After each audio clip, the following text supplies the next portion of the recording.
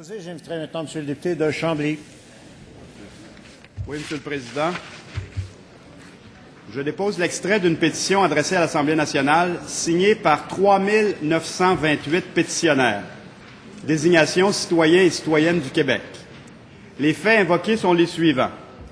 Considérant que la région méridionale du Québec est à la fois la plus densément peuplée, la plus convoitée en termes de spéculation foncière et de conversion de ses milieux naturels, la moins bien protégée sur le plan de la conservation et la plus sensible en termes d'espèces et de communautés naturelles avec statut précaire ou en déclin.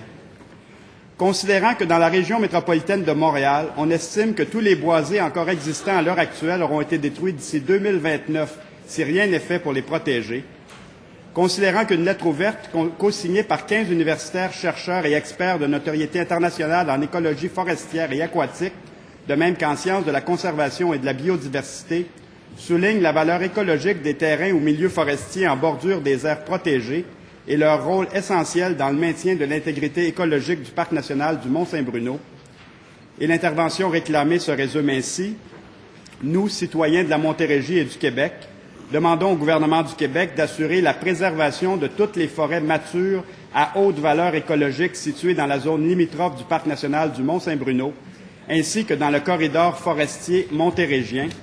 Nous demandons au gouvernement québécois de mettre en place une réglementation plus sévère et d'assurer la mise en application des lois existantes concernant la protection de ces milieux forestiers. Nous demandons également que des mécanismes soient mis en place pour favoriser leur acquisition aux fins de conservation et que des fonds soient alloués à cet effet. Et je certifie que cet extrait est conforme au règlement et à l'original de la pétition. L'extrait de cette pétition est déposé.